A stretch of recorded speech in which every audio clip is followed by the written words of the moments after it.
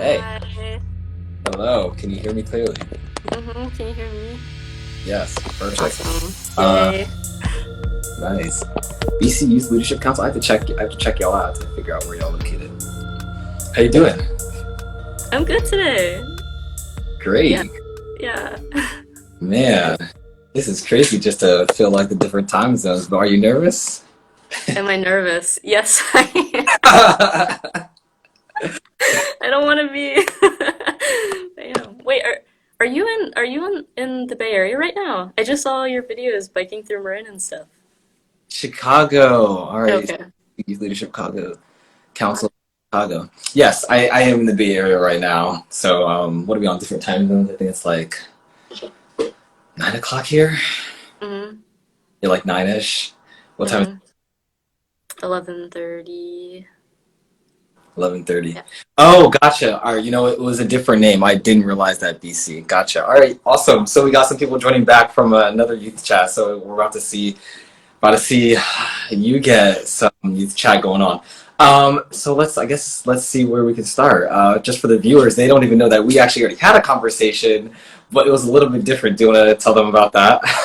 Yeah, so I used to work at the League of American Bicyclists, and I guess we can get into in a minute where I am now, but yeah, I was doing federal policy and just communications and whatever kind of they wanted, and as part of my role, I helped organize the National Bike Summit, which happened in February, March, kind of, yeah, between those 2 months. And as part of the Bike Summit, we give out all these awards to national leaders. And one of our award winnees was Joshua. And Nice. so we did some like bike side chats afterward, doing virtual interviews and posted them. So yeah, I got to interview you. That was a good time. Yeah, I think that's up, isn't it? It's up right now, right? Mm-hmm. Yeah, it's on YouTube and Yeah. probably social media too. Yeah, I guess they could check that out if they want to. I'm gonna give a little intro on the National Youth Bike Council as well. I guess for some people that are gonna want to know, National Youth Bike Council is pretty much a group of young people dedicated all over the U.S. just to youth leadership and advancing youth leadership education and safety through cycling. So now that we got that out the way, yeah, let's just get started. Let's hop into it. I was actually a little bit curious too. How did you get that position at the League of American Bicyclists, and did how much of the summit did you get to attend? I I got the role because I was just looking out on transportation email lists about job postings because I knew I wanted to work in Austin in transportation. This is my hometown. That's where I am now. And I moved back from the Bay Area, and I knew I wanted to, yeah, work in transportation. But while I was waiting for kind of the right role to open up, I was sort of looking for any opportunity, and the league posted this federal advocate position on, yeah, some email list. So I applied and I got it. And Nice. yeah, in terms of how much of the summit I got to attend, I really, honestly, I couldn't concentrate on any of it. I had a couple free slots to like attend some of the plenaries and sessions and stuff, but I was too distracted by everything else that was going on in the background. Yeah, So you, I really didn't watch very much of it. yeah, you threw out some big names and some big words just stepping into like political something. I'm like, huh? Yeah. So I can only imagine how like much pressure it was not only to put like the help put the event together, but like even just to execute. Were you like when you joined like last year, so it's sort of new? Is this like your first Yeah. opportunity in the cycling world? hmm Yeah, I'd never been to one before. I hadn't really done much advocacy stuff at all, honestly. And I joined in October, and then yeah, they just threw me into it. Like within weeks, I was on calls with like state leaders from local advocacy groups, like telling them what to do, and I'd never been to it. It's Yeah. funny. Wow. All right. How did that feel? And do you know any bike mechanics right now, or? Do I know any bike mechanics? Yeah, I have friends here and there who are really into the bike community in Austin and the Bay. Some of them have done more mechanic stuff, and I got close with the people at Bike Texas, who they're based in Austin since this is the capital. So I'm definitely more tapped in to the community, but yeah, not too many. Gosh, yeah, I didn't know we were giving shout outs, but shout out to Bike Texas. Shout out to Mike, Texas. Yes. So then I guess even just looking into that, I'm assuming like the pandemic probably like for the fact that you were able to do like that position remotely, right? Because I know they're based in like they're not based in Texas. So when you said like you had Mm-mm. like joining that, I was Yeah, like, they're based in DC. wow, all right, wait. And what part of the Bay Area did you come from too? Because I think you said you moved from the Bay Area to Texas, right? Yeah, so I grew up in Austin, and then I moved to Stanford to go to school, and Gotcha. then I lived in a couple different spots: San Mateo, Oakland, South San Francisco, Mountain View briefly, mostly like Peninsula. I don't know how familiar you are, but people the Bay Area geography people describe it as like North Bay, East Bay, South Bay, but then there's like San Francisco and Peninsula, and I started calling it West Bay. And I thought it was so funny, and nobody else seems to think so, but I'm still trying to make it happen. All right, gotcha. I actually don't know where that portion is, but I've been hearing like these other names like Oakland and don't catch me on these names because I'm still learning. I've been touring around the Bay just recently, like through this past. It's been super fun, uh, Ah, but trust me, like I ended up on some of the wrong hills.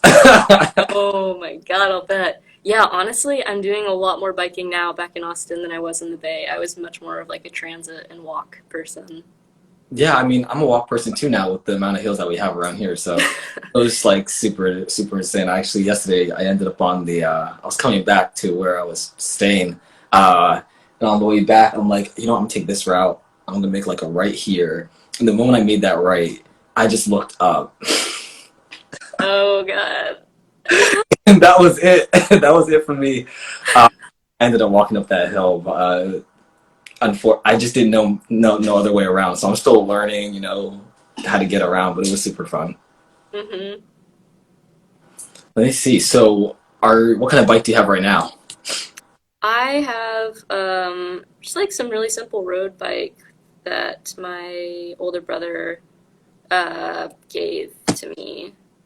He bought it for this girl he was seeing, but she left Austin, and then he left Austin, so he just gave me the bike.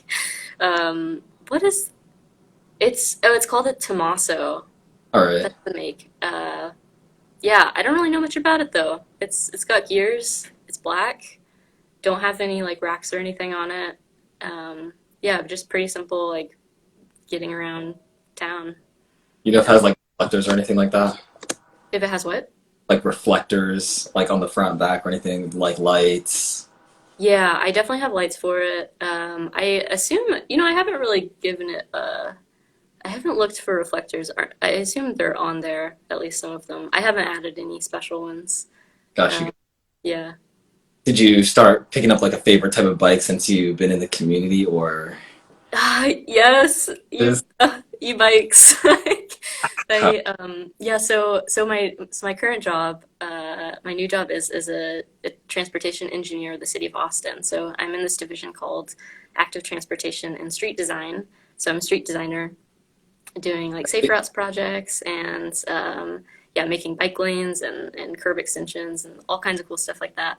And as one of the perks of working for the transportation department, I get free access to B-Cycle, so our bike share program locally. And so I have been renting the e-bikes a lot. wait, Um, do they are those electric as well?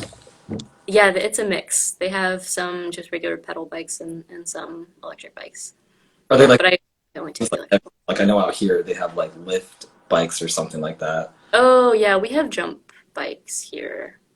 Um, but I rented one of those the other day just because it made sense for the trip I was taking. But mostly I just do they're all docked, the ones that are in the bike share program, which is run by the local transit agency. Wow. So you went from like bike league intern slash like advocate maybe slash like tell them what to do. Now you're in like this other department where I guess even you do the work and like how much say do you feel like you have there now since you're part of like the actual department? I guess the work done. How much say do I have? I don't even know how to phrase that question. I'm just curious. Yeah, I mean, I'm making designs for street improvement. So, and I mean, I just started. I'm like 2 months in. Yeah. So I'm only just now wrapping up the design on my first project. But I'm kind of like leading like whatever little corner of the city I get assigned to work on, like be it an intersection or a corridor or whatever. Hmm. Like I'm the one creating the proposed design for what it's going to turn into, which is, I think, a pretty good amount of power. Obviously, there are people above me who are going to say what's out of scope and what the timelines are for it and everything. But I don't know, it feels powerful. Like What? I'm drawing up like the CAD diagrams Cecily of Street? where to build Yeah. curbs and stuff. Like, what is it going to be called next? Cicely Street or Cicely Lane? Or Oh yeah, I should figure out how to name streets. I, the funny thing is, yeah.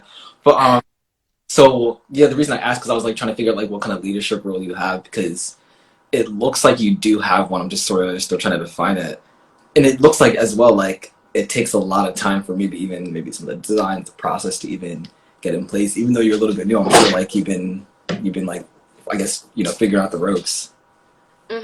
Yeah. Yeah, I'm definitely still figuring out where I fit in. And I think in terms of yeah, I think coming into a real leadership role will take like obviously I'm pretty lucky in that I'm in a division that's like really open and welcoming to newcomers' perspectives, and they're like asking for my feedback and input all the time. And so I have like that kind of odd like authority in just regular group discussions. But in terms of like really coming into a leadership role, I think that'll take like a couple years to figure out. Yeah. Uh, and since I work for the city, I'm not allowed to do advocacy outside. Really? So I'm also still kind of thinking about how I want to fit in to sort of the greater transportation scene and bike scene because I want to do more. like I the work that we do is like fairly fast in terms of create like implementing big changes on streets like to traditional processes. Um, like we have something like 15 concrete crews out a day, like built like pouring concrete to improve intersections and stuff, which is I don't know, we move quickly. Um, but still in the grand scheme of things, like it's like Austin's a really interesting place for transportation, especially right now because of how many people are moving here so quickly. Like for literally for years now, it's been an average of like 100-ish people per day coming to the city. All right. So sprawl is getting much worse. The housing market is it's insane. It's like people who bought houses a couple months ago would be like no like nowhere near being able to afford them now. Like people are just having to move further away and the market is not close to meeting demand. Like housing and zoning is like a whole other conversation that I don't even feel like I have the authority to comment on, but I know that there's a long way to go. So the problem is definitely becoming more intense and like I take the bus a lot too, which is so I had this dream when I first moved here, and I still kind of do, of starting because Yeah. like we talked about in our last conversation, I do illustration and drawing and stuff, All right. and I had this dream of starting like a little group called Cat Metro Fan Club, All right. which the original idea was just to make like a fun like merch store because Cat Metro doesn't sell any of their own merch, and I wanted some for myself. What is I was like, it? oh, that'd be cute. Cat Metro is the name of like the transit agency. All right. Um, yeah, and so I just wanted to make like pins and stickers and fun stuff like that. And then maybe kind of use it as a platform to get people connected to ways that they can help improve. All right. Um, so that's something that I still kind of want to do, and as part of how I'm thinking about how I might step into a leadership role in affecting transportation here. But sometimes it's really hard to love. like the bus system has made a lot of great improvements, and the city passed this huge like bond to Hmm. light rail, a couple light rail lines, and a new bus rapid transit and stuff like that last fall in the election cycle. Yeah. So a lot more is coming, but still, our streets still prioritize cars. Like as much as my division is doing to make them safer and better for bikers and pedestrians and people taking transit. Like there's just so much to do. Like I another dream I had was is to sell my car. Like I don't want to have it, but it's Crazy, so hard not crazy. to. Yeah, and like one of my coworkers went on vacation the other week, and when she came back, a huge tree branch had fallen on her car and smashed it, and it's totaled. And so she's carless now. But like that's literally what it took for her to not have a car anymore. Like it's as good as a biking city as it is, and it really is Yeah. compared to a lot of places in this country. Like there's still so much to do. So No. I Yeah. don't know. Big problem. Yeah. So I did want to go back a little bit though, because you said like you felt like you didn't have the authority to even comment on like a particular topic in relation to like housing Oh slash. yeah. But I'm like, the great thing about, I guess, these conversations, not to toot my own horn, but, a lot of us here don't have authority to do much, which is exactly why we're bringing up these types of conversations. So how did Yeah. you feel like just entering into the cycling community through the league? But like the league is really interesting perspective to enter on, since they're a national organization. So you might not be entering seeing like particular works that organizations do, but just being introduced to the fact that this is the kind of work that happens, and these are the kind of people we're trying to bring together. And then nerd stuff about law, and then etc. So how did that feel, and was there anything coming in that you still feel today like doesn't make sense? Because I'm just curious, because I've been Mm, here a while now, so I don't have that new vision no more. yeah. Yeah. I'm really glad that I had the experience of the league. I I think part of me knew that I didn't want to do advocacy, that it just didn't quite fit just my personality and the type of work that feels most engaging and right to me. But definitely, yeah, I'm much more of like work locally kind of person, Yeah, and uh, so I think if I hadn't done that, I wouldn't have gotten that perspective of yeah, what's happening on the national stage and like what kind of bills are getting passed and what's being talked about. So I'm really glad that I have that, and I don't think anything has happened in particular so far at my new role that has illuminated like how exactly that's going to serve me.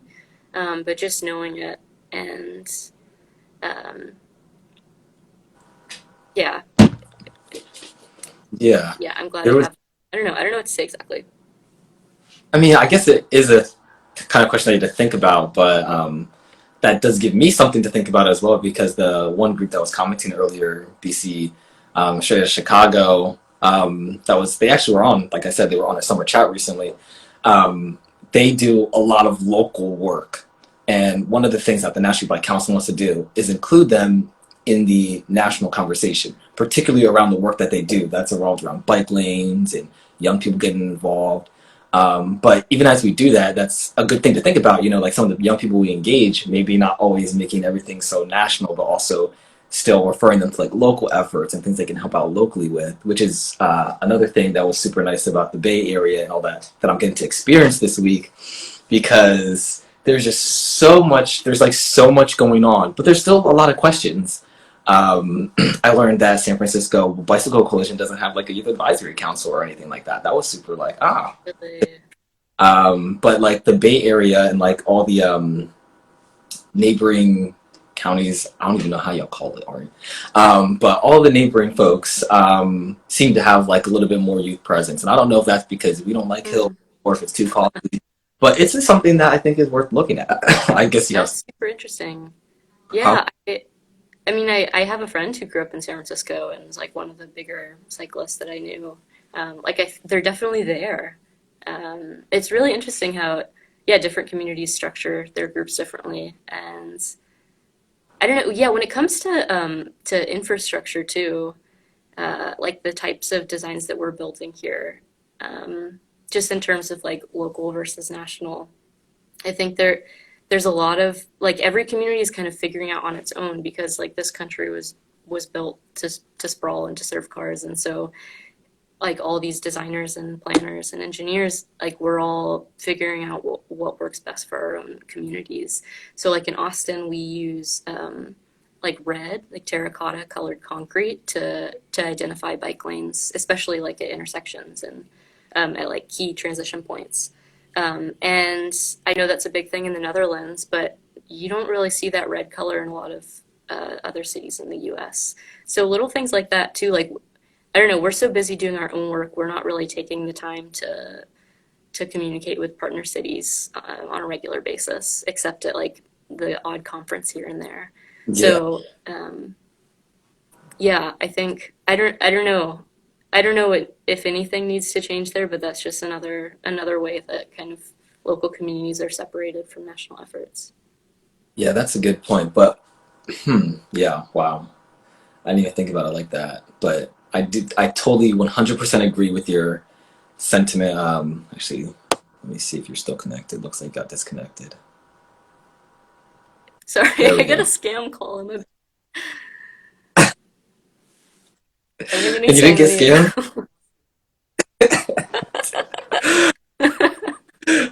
Let me see. Yeah, I totally agree 100% with your sentiment around they're definitely there. Like, I'm totally going to take that phrase. And maybe we can have, like, create some, like, type of duplication machine and, like, duplicate a bunch of Sicilies and, like, the local communities, get them out there.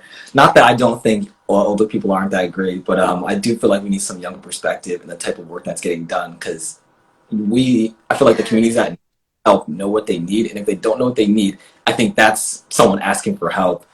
There's still questions there to learn from those folks. But even though some of those local communities may not be conversating with the national communities, I still feel like there's a way that national communities can help those local communities maybe start those conversations. What are some things you think national communities can do, like the National Bike Council, obviously the league? Of course, you've been here, so what do you think?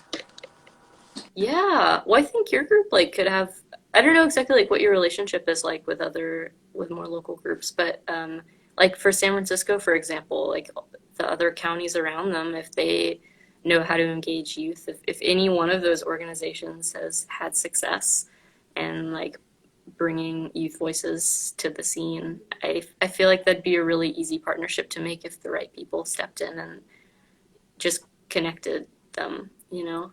Mm-hmm. I don't think that's an initiative that any individual group is ever going to take on their own. Interesting. Uh, yeah. One thing we did do or are considering is like there are a few groups out here in the Bay Area that go to the Youth Bike Summit. Sometimes involve Hmm. people via the Youth Bike Summit to the conversation is a nice way to go. So by starting like maybe some type of trend there, Youth Bike Summit I feel like is one of the places that does create like a lot of youth leaders because then you get to see what you don't get to see at home. Um, and that's exactly what we want. We want more young people, more youth leaders, having this perspective that they haven't seen before. Some like type of epiphany. Like I feel like I tripped on a rock a few times when I was there, and I learned something like, oh, that's interesting. Mm. So yeah, and you too, like in your local community, I'm sure there's quite a lot of stuff. But like, what do you think in your local community? Like, what kind of cycling needs are you seeing, or maybe even just like transportation needs? Yeah. Maybe more like cohesion among the different groups. Like I mentioned Bike Texas. I know there's also a Bike Austin, All but right. I th I think there's maybe a little bit of friction between the two, and I don't know exactly what Bike Austin has been doing. And same with like community and advocacy groups. Like I know there are a couple youth organizations. Like there's this Gisalo Cycling Initiative, and there's the Yellow Bike Project, and then a bunch of like teams or like riding groups that also kind of serve as maybe advocacy groups or just like general biking support groups in addition to going on just rides. So yeah, there are a lot of kind of disparate efforts and um, maybe some more connection between them. Um, and but also, yeah, I don't know. I feel like there's like what does it take to get people into biking, you know? Like we all have our own stories, but I think there's a big theme among them. And in terms of having like a specific important person in your life who like um, who kind of introduced you to biking, or like a specific trip that you went on, or um, like there's so many people who I think would like are on that precipice of they they they could get really into it if they just had the right uh, ignition, lit under them. Yeah, Maybe not a yeah, good metaphor to use, but yeah, I feel like there I don't know some kind of better outreach to find those people who aren't gonna search on their own. But I don't know how to describe this right, but like my parents, for example, like yeah. they got more interested in biking this past year. I think like a lot of people did with COVID, but um, kind of it sort of stopped at going for a couple rides every couple weeks, just sort of around their neighborhood. And like my mom is interested. She bought like panniers for her bike, and like got a rack put on to hold them, but she hasn't used them at all. Like Oh, I think this is where I need to step in for her and say like, let's go on a ride together. Let's do this. Maybe even like plan like a day trip out into the Central Texas Hill Country and show my parents what like recreational riding is like. But like I could have that role for my parents, but I'm just thinking of everyone else in the city who would potentially love bicycling, because how can you not? It's so good. And a lot needs to happen. Like our metro bike system needs to expand. Like the stations really don't go out that far out of the central city. Like I live pretty central, and I still have to take a bus to get to the closest dock. And I'm somebody who really wants to be riding them. So like that needs to expand. Our streets need to get safer. We need more protected bike lanes, just et cetera, et cetera. We need a lot of changes, but I think that kind of like person to person impact is. I feel like there's a lot of potential to grow and improve that here and everywhere. yeah. There's this whole rant that I want to say, but I'm gonna save it because it's still really interesting to see that at one. It's like it's just so interesting. Like those of them, I would highly recommend maybe even checking out the interview that Cecily did with me with while she was at the League of American Bicyclists. Because over 2 months, like there's just so much that I didn't know you really thought about that. Now I'm like really just seeing and understanding the way you, like your perspective and the way you think about it. It's so interesting because I never thought about it in terms of like what are some of the motives that get people in, and then everyone inserts their own story. um, but of course, like I could insert my own story, but like by no means is that like the end all be all. And I feel like community and just giving people access personally. Yep, scam call.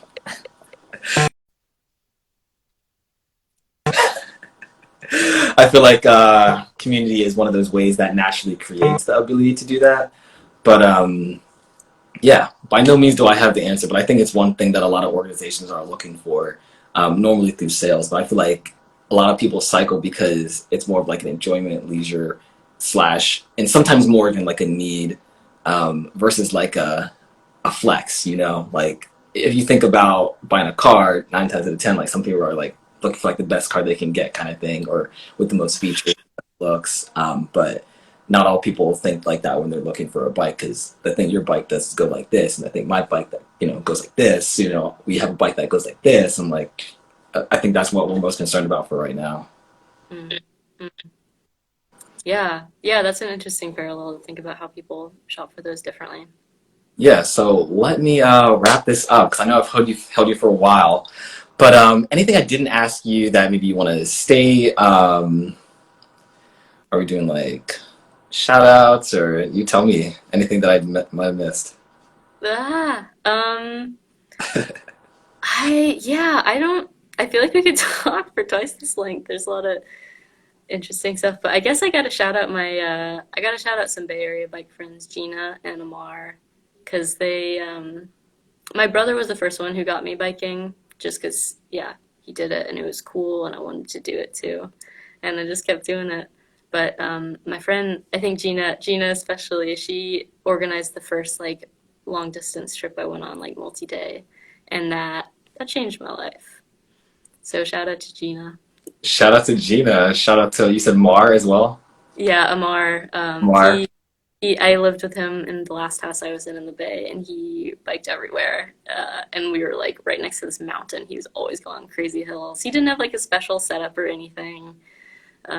Just like one of those drawstring backpacks and the Yeah. basic bike. You know. Shout out to Y Bikes. They actually hooked me up with one, quite a few good stuff while I was out here. So it was super nice. I actually never really used one of those backpacks before, so first time using one of those, honestly. Oh, awesome. Awesome. Well, thanks so much again for joining us and just taking out the time. And the work that you're doing really seems exciting, personally for me. Like, even though you're not advocating or you might not be able to, like, directly, I still feel like the work that you do does advocate for folks in a way that are not doing that work themselves or don't know about the fact that that work can be done. Yeah. So, right on, right on. Thank you. Perfect.